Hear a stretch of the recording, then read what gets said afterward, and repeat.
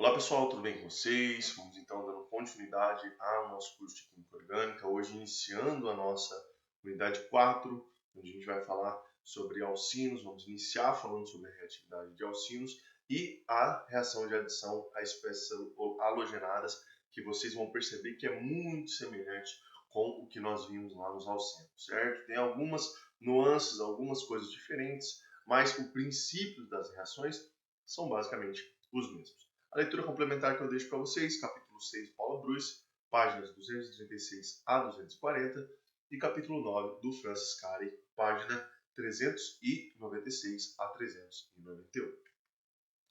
Muito semelhante com os alcenos, os alcinos são moléculas que também são ricas em elétrons, tá? E por isso podem ser eletrófilos. Então, vejam ali, lá no alceno a gente tinha uma ligação π, que é decorrente, né, da aproximação lateral de orbitais p puros, e aqui nos alcinos nós temos duas ligações π, que são decorrentes de duas sobreposições laterais de dois orbitais p puros distintos em cada um dos átomos. Por essa razão, os alcinos vão sofrer reações de adição eletrofílica e o mecanismo dessas reações é semelhante àquele que nós vimos nos alcenos. Então, como que a reação vai acontecer em termos de mecanismo, tá? Em termos de fluxo de elétrons, como que vai ser? Muito semelhante aos alcenos, né? Nós temos aqui uma ligação π, que é rica em elétrons, ela vai funcionar como o nucleófilo da reação e o hidrogênio aqui da ligação hidrogênio-cloro, nesse caso, como eletrófilo. Então, ataca o eletrófilo, nós vamos formar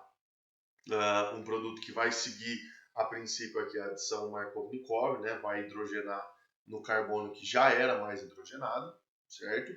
E vamos formar um carbocátion vinílico nesse caso, né? Um carbocátion, a princípio, que está ali uma carga positiva repousada sobre um carbono vinílico, né? Um carbono sp2. E formamos lá o cloreto de contraíon. Nesse cenário, né, nós temos aqui novamente um eletrófilo e um nucleófilo, e aí a carga negativa do cloro ataca esse centro positivo aqui do carbocátion, do cátion vinílico, né, e leva à formação de um alceno. Tá? Então, à primeira vista, nós temos a formação de um alceno através de uma adição eletrofílica de derivados de ácido, né, derivados de hidrogênio, a alcino. Entretanto, se nós utilizarmos um excesso do haleto de hidrogênio da espécie ácida, do eletrófilo da reação, a tendência é que nós não pare na formação do alceno, certo?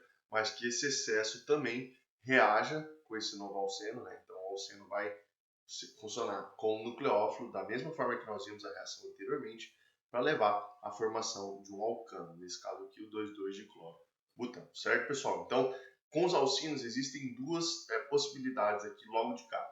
A primeira delas é usar uma reação estequiometricamente regulada, né? É utilizar 1 para 1 dos reagentes, e a probabilidade é que eu pare no alceno. A maior probabilidade é que eu pare no alceno. Se eu começar a adicionar excesso do derivado do haleto de hidrogênio, a probabilidade é que eu reduza toda essa tripla e chegue a um alcano, certo?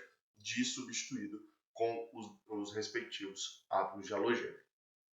Os alcinos, em primeira instância, né, avaliando logo de cara, são menos reativos que os alcenos. Apesar deles possuírem uma dupla ligação a mais, eles são menos reativos. Por quê? Porque o intermediário que é formado nas reações, em ambos os casos, é diferente. E a estabilidade desse intermediário é que vai dizer se o substrato vai ser mais reativo ou menos reativo. Lá no alceno, quando nós reagimos ele com eletrófilo, percebam, nós formamos um cátion alquílico, tá? E esse cátion, à medida lá que nós temos o cátion primário, secundário e terciário, ele possui algum nível de estabilidade. Entretanto, quando nós reagimos um alquino, né, um alcino com um eletrófilo, percebam, nós vamos formar aqui, ó, um cátion vinílico, certo? Uma carga positiva, e logo adjacente a essa carga positiva nós temos ali uma dupla ligação. A estabilidade do cátion vinílico é menor, ele é menos estável, ele demanda mais energia. E aí, ó, o estado de transição a ser atingido no alquino, que é esse em verde aqui em cima, ó, é um estado de transição mais alto do que aquele atingido quando nós reagimos no alceno, né? Que é esse em vermelho aqui.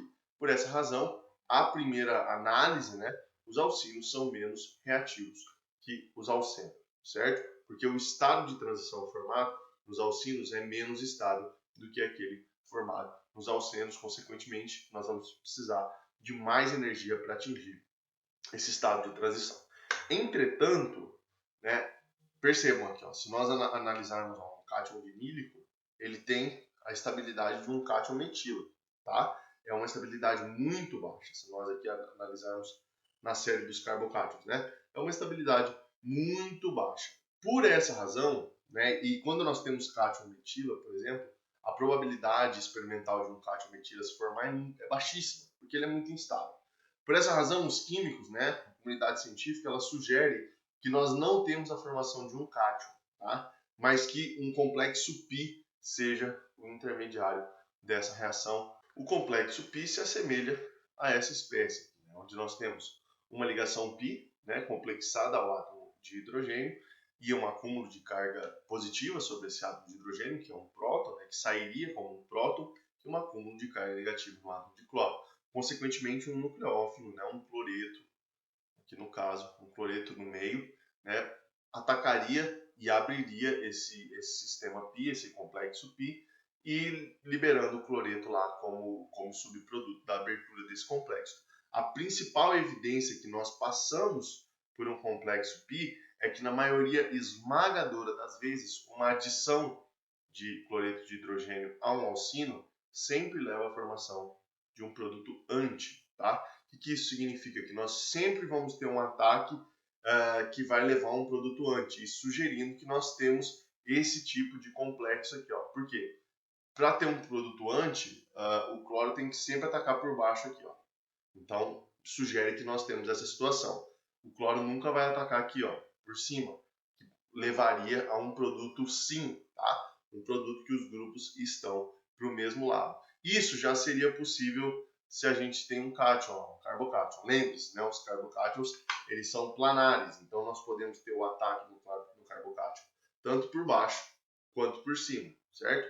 Então aqui no carbocátion nós não teríamos essa discriminação entre o produto sim e o produto anti. A probabilidade é 50%, porque o ataque no carbocátion pode ser por baixo ou por cima. Lembra, né? Ele é planar e o orbital P é perpendicular ao plano e está vazio. Mas como provavelmente nós temos um complexo π, a maioria lá dos nossos produtos, em geral, são de configuração anti. Mas vejam, essa questão ainda não é bem definida. Tá? Nós não temos evidências experimentais suficientes para dizer que passa única e exclusivamente pelo complexo π, certo? Nós temos evidência suficiente para dizer que provavelmente a grande maioria das reações passam pela formação do complexo π, certo?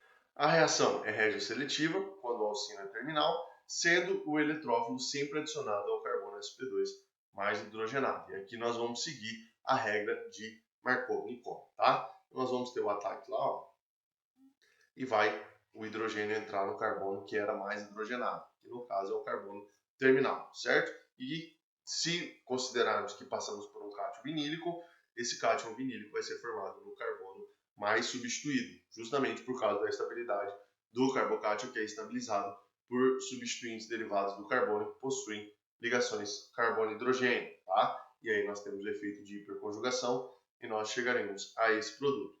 Aqui está o carbocátion, que seria um carbocátion vinílico secundário, é mais estável do que aquele provável carbocátion vinílico primário, certo? Por esse motivo, o produto aqui, considerando o mecanismo passando por um cátion vinílico, segue a regra de Markovnikov. Se nós considerarmos o complexo π, que são as nossas duas possibilidades, vejam, nós teríamos aqui a formação de um complexo π e um cloreto, ó, precisaria abrir esse complexo, certo? Vai seguir a mesma regra que nós vimos anteriormente, lá na abertura das aloidrinas, por exemplo, tá? O cloro vai atacar o carbono, onde vai ser desenvolvida uma carga positiva parcial no carbono mais substituído. Então, por essa razão, essa abertura vai ser sempre aqui, ó, no carbono interno, porque esse carbono carregado aqui com a carga parcial positiva é mais estável, o que não acontece nesse carbono terminal, né? Substituído só com hidrogênio aqui, ele não tem estabilização por hiperconjugação e no estado de transição, esse intermediário aqui, esse estado de transição vai ser mais energético, né? Vai ser menos estável. Enquanto esse estado de transição aqui é o mais estável. Então percebam, a abertura vai seguir o mesmo princípio que nós vimos anteriormente lá nas aloidrinas, né? Quando a água abre o bromônio, por exemplo, né? Vai seguir a mesma lógica, né? Uma carga positiva sendo desenvolvida no carbono mais substituído. Caso ocorra uma segunda adição, o produto será geminal, certo? O produto não será, como nós vimos lá anteriormente, vicinal. O produto vai ser geminal. Por que o produto vai ser geminal? Primeiro, a primeira adição é Markovnikov e a segunda adição também vai ser Markovnikov. Nós temos o alceno aqui, ó, atacando esse hidrogênio e vai levar a esse produto. O cátion vai ser formado, como nós temos Markovnikov, a hidrogenação vai no carbono menos substituído e o cátion vai ser formado sobre o carbono que está ligado a um átomo de bromo. E esse átomo de bromo pode estabilizar essa carga positiva no cátion. Então ele doa um par de elétrons para o carbocátion e desloca essa carga positiva para o átomo de bromo. E isso estabiliza o carbocátion. Por essa razão, nós vamos ter aqui sempre o dibrometo ou dialogeneto geminal. O que significa geminal? Os dois estão ligados ao mesmo átomo de carbono. O que nós vimos lá anteriormente, o que é o vicinal? Os dois estão ligados a átomos de carbono vizinhos, correto? Deixa eu só colocar aqui, ó, por exemplo, uma CH3, tá? Isso aqui, ó, nós teríamos um dibrometo vicinal, caso você não se lembre, tá? Dois bromos ligados a dois carbonos vizinhos. Aqui nós temos um dibrometo geminal, certo? Aqui, ó, CH3, aqui é um CH, tá? Vou parar aqui. CH3, CH, CH, CH3 e os dois bromos ligados a carbonos vizinhos. Certo, pessoal? É possível controlar a reação parando no alceno apenas controlando a quantidade estequiométrica do haleto de hidrogênio. Por que isso é possível? O alceno halo substituído é menos substituído que o alcino, certo? Nós falamos lá, o alcino é menos reativo que um alceno, sem substituintes, né? Mas se nós compararmos um alcino com um alceno halo substituído, o alceno halo substituído é menos reativo, tá? Por que ele é menos reativo? Porque esse cloro aqui, ó, ele é mais eletronegativo que o carbono, certo? O que isso vai ocasionar? Eu tenho um deslocamento dos elétrons do carbono para o cloro, que ele é mais eletronegativo. Então, o cloro tende a puxar esses elétrons para ele. O que vai acontecer com a minha dupla, que está diretamente ligada a esse carbono? Ela vai ser enfraquecida, porque ela é rica em elétrons. Então, ela vai acabar deslocando esses elétrons para estabilizar o carbono que está perdendo elétrons. Então, o cloro está puxando elétrons de todo mundo. Ele está atraindo esses elétrons de forma indutiva.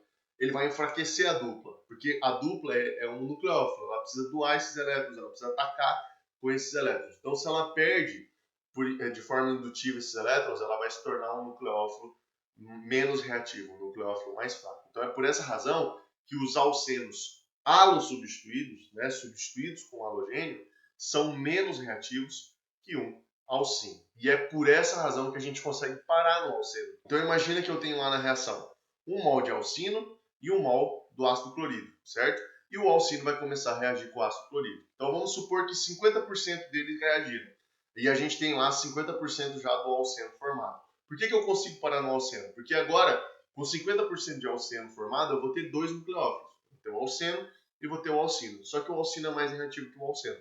Por essa razão, ele vai reagir mais facilmente com o ácido clorídrico, que é o eletrófilo da reação, porque o alceno não é tão reativo, justamente pelo efeito que eu acabei de explicar para vocês. E aí o alcino vai ser todo consumido na reação. E aí nós vamos ter lá, no final, só o alceno. Mas se eu tiver um excesso do ácido clorídrico, aí eu vou começar, o alceno também vai começar a reagir e levar ao alcano, como nós dissemos anteriormente. A adição de peróxido da reação causa o mesmo efeito que nós vimos anteriormente, né? Que aí nós vamos ter uma adição invertida, uma adição anti-Markovnikov, né? Então, em temperaturas aqui, ó, de radiação eletromagnética, né? Luz ali de alta frequência.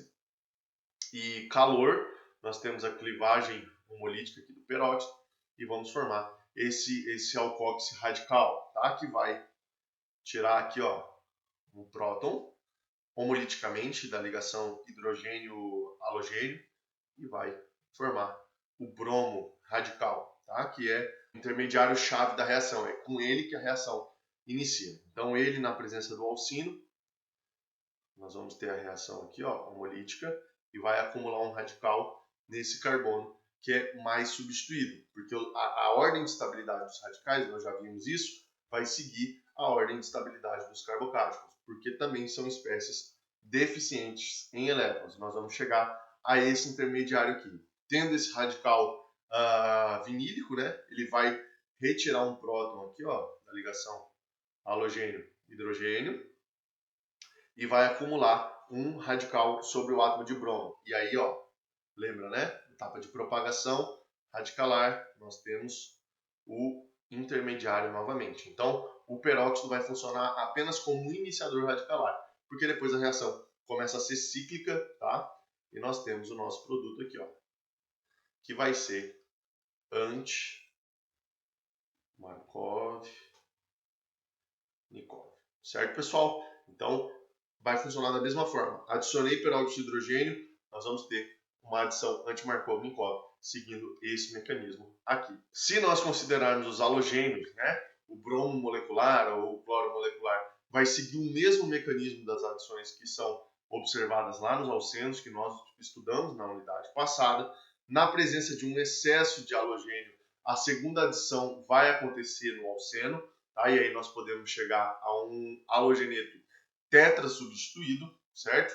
E em geral, de clorometano, como nós vimos anteriormente, é utilizado nessas reações, porque se nós utilizarmos um solvente que é nucleofílico, nós vamos começar a ter problema ele atacando, né, abrindo o íon bromônio, que é o intermediário dessas reações, exatamente como nós vimos anteriormente lá nos alcínios, certo? Então, para evitar problema de nucleofilicidade, de solvólise, né, o solvente atuando como reagente, de clorometano é utilizado como solvente. Certo, pessoal? Essa foi a nossa aula de hoje. Muito obrigado pela atenção de vocês e nós nos vemos na nossa próxima aula. Um forte abraço a todos.